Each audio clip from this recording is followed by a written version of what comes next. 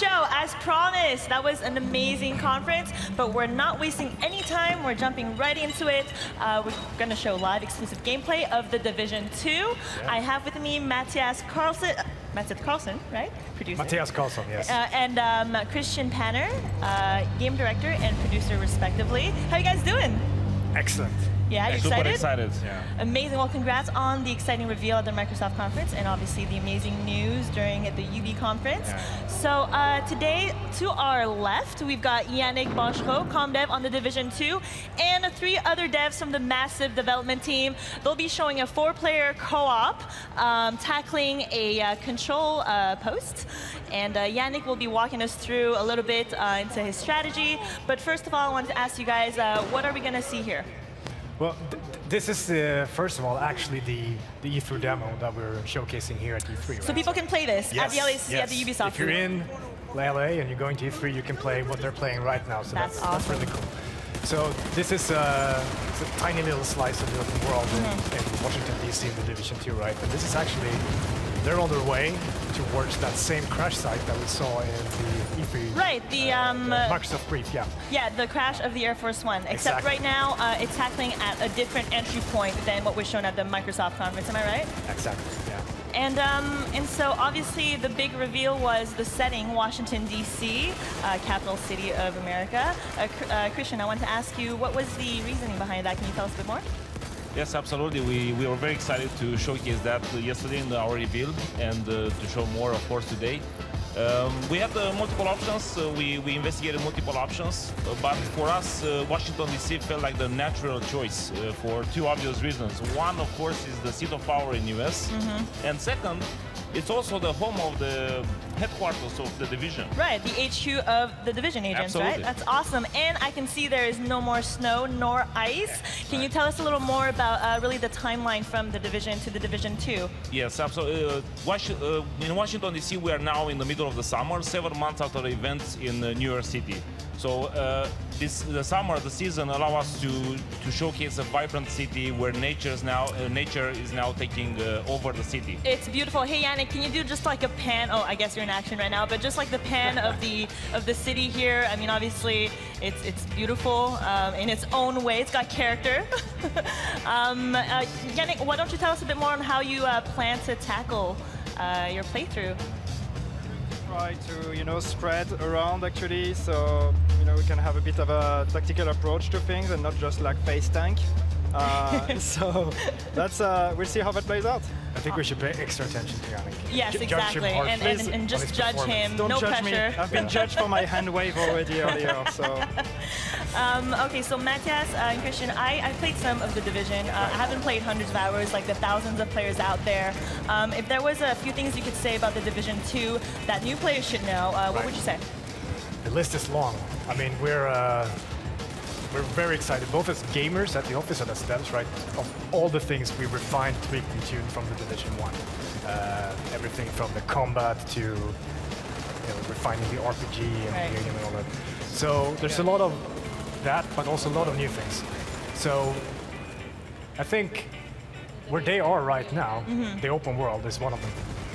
It's, first of all, 20% bigger than the first game, New York. And it's very, very faithfully recreated, almost one-to-one with the actual DC, right? That's amazing. And sorry to cut you off, but Christian, you mentioned, so you guys chose Washington, D.C. I'm curious, did the team take any trips there to kind of really get an authentic recreation of Washington, D.C.? Absolutely. We had multiple trips after we chose this setting, and we met with different architects from the city, with urban explorers, with artists from local artists to make sure that everything it's looking beautiful in the game. So people living in Washington, D.C. can kind of walk around and try to find their homes? Absolutely.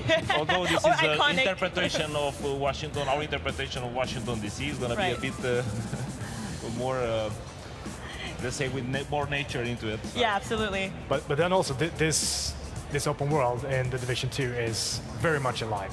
We put a lot of love, sweat, and effort into creating this living world system where not just the enemy factions of the world spread out in different areas, right? But also the civilians that you're fighting to help and protect. They're all doing things in the open world dynamically. Oh, that's awesome. So they're acting on needs for resources and goals of what they're trying to achieve, not least to control these key strategic locations like this control point here by the crash site. This creates a lot of movement and activity, and ultimately things for you to do as a player and surprise. Right. Because you don't know what's going to happen around the next corner. Right? Absolutely, a lot of gameplay opportunities for the player to kind of pick and choose exactly what it is that they want to do. And so right now they have reached the control point. I take it. How you doing there, Yannick? That's fine. We are kinda, we all enter from the same area. Actually, we just try to rush into it, and we are pushing our way through. So far it's fine, but we have the tank coming now, so... Oh, well, good luck with that. Matthias, so what faction are they playing against right now? They're playing against a faction called the True Sons. Nasty people. Nasty people that they should get rid of. Yeah. And so I know another big reveal, big new feature that was mentioned during the Ubisoft conference are the specializations. Right. Can you tell me a little more about that? Specializations is really adds a new extra layer and dimension to endgame, where you've been going on this incredible journey through the game, through the leveling game, the campaign. You've been growing in both power and capability. Right. You've been getting new skills, mods for those skills, weapons and gear, etc. When you get to endgame, you're presented with a choice of how do you really truly want to specialize now. Right. The first choice is the signature weapons that we saw in the conference, right? Right, and I think it's important to note, I think that these specializations, they're not like roles that a player kind of sticks to. They can kind of choose to grow which skill tree, am I right? Absolutely. Each one of them is a progression track in itself. It's not just a signature weapon, and this signature weapon is important to note. It sits on top of the rest of your toolbox. You're not changing something out, you're gaining more things. Right. And then, very much along the lines of the design philosophy that we have, you're growing capability. So you can progress one specialization all the way, then the next one, and the next one. And then you become the ultimate player. Exactly, you get full flexibility to And you're gonna need to become that, because we also announced today that for the first time in a division game we have raids. Oh yeah, that's right. Absolutely incredible challenges. That's an 8-player co-op, is that Absolutely. It's up to 8-player co-op, and you need to be prepared for that. It's going to be very hard to tackle that challenge. That is very cool. Yannick, how are we doing here? Like that. Like just blowing stuff up with my grenade launcher. Have you been downed yet?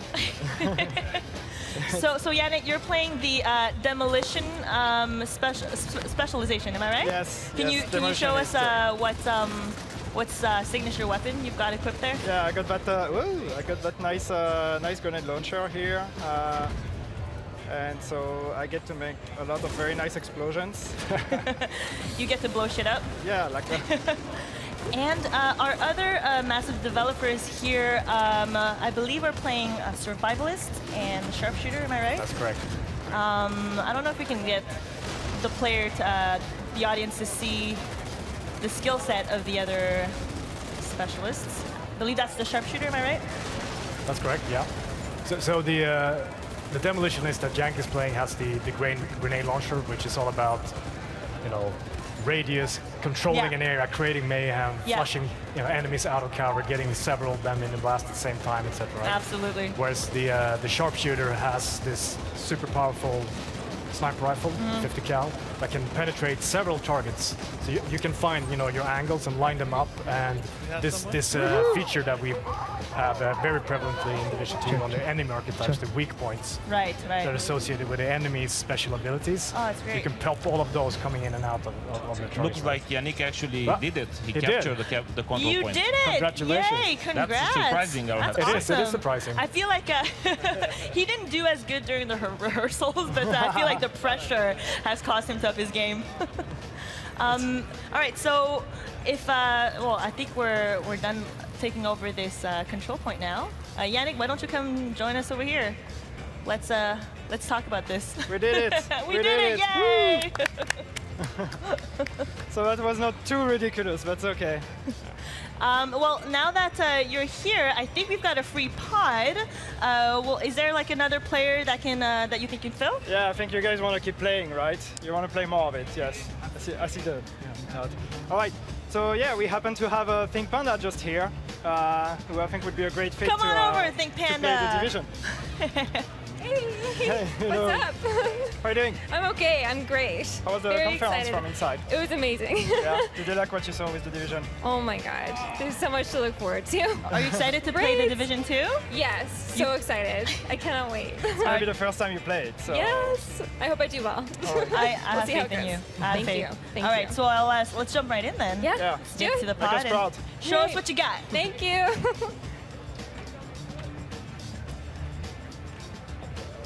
All right, Yannick, so tell me, how do you think you did? I think my team did great. So they did all the work and you just like stood there watching. They did Is that all what the you're saying? work, and I was basically just like trying to not look too ridiculous. So that's, Amazing. Well, Yannick, so as obviously ComDev, you were ComDev on the Division, Yes. and now ComDev on the Division 2. You've played hundreds of hours, much more than me, of the Division. So playing the Division 2, what can you tell me about that experience?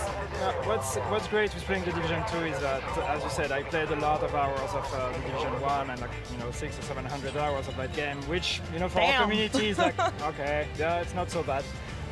But still, and playing the Division 2, what I really love is that it really feels like a Division experience. It really feels like I'm playing the Division. I directly know the controls. I directly know how to move around and how to handle it. But it feels very fresh. There are so many changes, so many small things, so many new things, new skills, the signature weapons, even the open spaces, the way to approach combat with like the 360 and everything. It's just it feels like a very completely fresh new experience. That's awesome. If there was one or two things that you'd say was the most requested in the Division that you could say maybe coming to the Division 2, is there anything you talked about that? I think specializations is something that like Division players, like experienced Division players, are going to love because it's really directly fulfilling that fantasy of like I really want to go in that kind of role and I want to like grow more and more into it, especially in endgame, and so I think this is going to be something that Division players are going to love. That's awesome. So let's check in with Think Panda over here.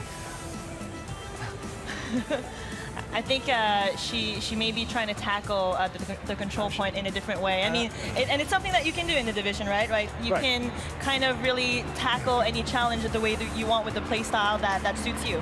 Right, and so it's important to note that what they're playing here, this is not a mission.